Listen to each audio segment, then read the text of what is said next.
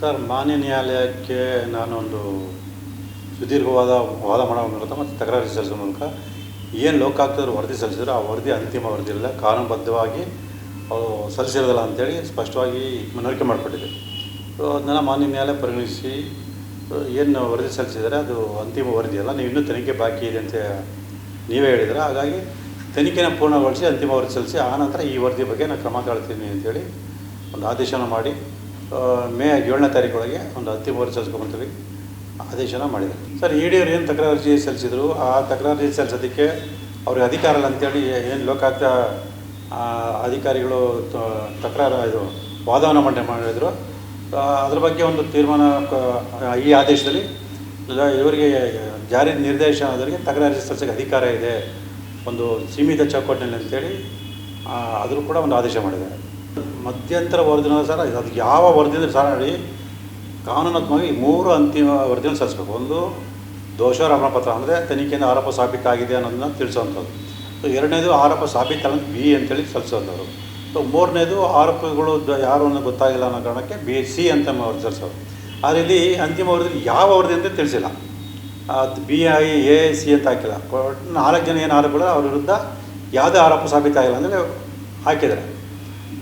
ಅಲ್ಲಿ ಒಂದು BA-BC ಅಂತ ಏನು ಆಗ್ತಾ ಇರಲ್ಲ, ಅದು ಕಾನೂನುಬದ್ಧ ಅಲ್ಲ. ಮತ್ತು CRPC 173 ಏನು ಹೇಳುತ್ತೆ ಅಂತಂದರೆ, ತನಿಖೆ ಪೂರ್ಣಗೊಂಡ ನಂತರ ತನಿಖೆಯ ಪ್ರಕ್ರಿಯೆ ಯಾವುದು ಬಾಕಿ ಇಲ್ಲ ಅಂತ ಮಾತ್ರ ಅಂತಿಮ ವರದಿ ಸಲ್ಲಿಸೋದು ಸ್ಪಷ್ಟವಾಗಿರುತ್ತೆ.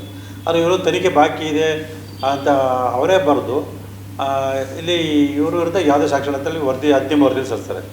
ಹಾಗಾಗಿ ಇದು ಕಾನೂನು ಬಾಹಿರವಾಗಿರೋದ್ರಿಂದ ಮಾನ್ಯ ನ್ಯಾಯಾಲಯ ಅದಕ್ಕೆ ಒಂದು ಪುರಸ್ಕಾರವನ್ನು ನೀಡಿದೆ.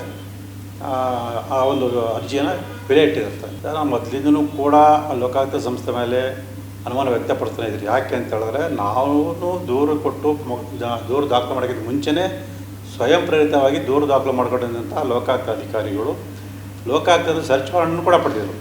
ಸರ್ಚ್ ವಾರೆಂಟ್ ಮಾಡೋ ವಿಚಾರವನ್ನು ಇದೇ ಲೋಕಾಯುಕ್ತ SP ಸಜಿತ್ ಅಂತ ಏನು ಹೇಳಿದ್ರು, ಅವರು ನಗರಾಭಿವೃದ್ಧಿ ಸಚಿವ ಬೈರತಿ ಸುರೇಶ್ವರಿಗೆ ಮಾಹಿತಿ ಕೊಟ್ಟಿರೋದ್ರಿಂದ ದಿಢೀರಂತೆ ಹೆಲಿಕಾಪ್ಟರ್ ಬಂದಂತಹ ನಗರಾಭಿವೃದ್ಧಿ ಸಚಿವರು ಕಡತಗಳನ್ನ ತಗೊಂಡವ್ರು ಅನ್ನೋ ಸುದ್ದಿ ಎಲ್ಲ ಕಡೆ ಹರಡಿರೋದು ಗೊತ್ತೇ ಇದೆ.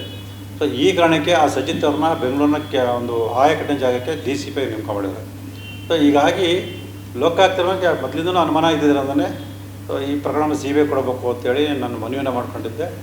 ಆದರೆ ಮಾನ್ಯ ಉಚ್ಚ ನ್ಯಾಯಾಲಯ ಎಲ್ಲ ಲೋಕಾಯುಕ್ತ ಅಧಿಕಾರಿಗಳು ಸರಿಯಾಗಿ ತನಿಖೆ ನಡೆಸೋದು ಕಂಡು ಬಂದಿದೆ ಅಂಥೇಳಿ ಅವರು ಏನು ನಂಬಿಕೆ ಇಟ್ಟಿದ್ರು, ಆ ನಂಬಿಕೆಗೆ ವಿರುದ್ಧವಾಗಿ ಲೋಕಾಯುಕ್ತ ಅಧಿಕಾರಿಗಳು ವರದಿ ಸಲ್ಲಿಸಿದ್ದಾರೆ. ಯಾಕೆ ಅಂತ ಹೇಳಿದ್ರೆ, ಯಾರು ಕೂಡ ಪ್ರಭಾವಕ್ಕೊಳಗಾದಂತಹ ತನಿಖಾಧಿಕಾರಿ ಮತ್ತು ಇತರೆ ಅಧಿಕಾರಿಗಳು ಇವನ್ನ ರಕ್ಷಣೆ ಮಾಡಬೇಕು, ಅಂದರೆ ಆದಷ್ಟು ಬೇಗ ಇವ್ರು ನಿರಪರಾಧಿಗಳಂತೇಳಿ ಬಿಂಬಿಸಬೇಕು ಅನ್ನೋ ದುರುದ್ದೇಶದಿಂದ ತನಿಖೆ ಪೂರ್ಣಗೊಳ್ಳದೇ ಇದ್ರೂ ಕೂಡ ಮತ್ತು ಸಾಕಷ್ಟು ಸಾಕ್ಷ್ಯಗಳಿದ್ದರೂ ಕೂಡ ಸಾಕ್ಷ್ಯಗಳ ಕೊರತೆ ಅನ್ನೋ ಹೆಸರಲ್ಲಿ ಈ 4 ಜನ ವಿರುದ್ಧ ಅಂತಿಮ ವರದಿ ಅಂತೇಳಿ ಸುಳ್ಳು ವರದಿನ ಸಲ್ಲಿಸಿದರು. ಏನು ಏಕಸದಸ್ಯ ಪೀಠ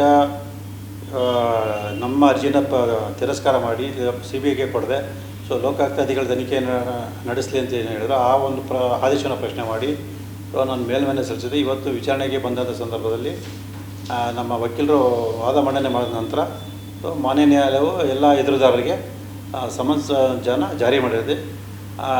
ಇದೇ ತಿಂಗಳು 20ನೇ ತಾರೀಕು ವಿಚಾರಣೆ ದಿನಾಂಕವನ್ನು ನಿಗದಿ ಮಾಡಿದ್ದಾರೆ.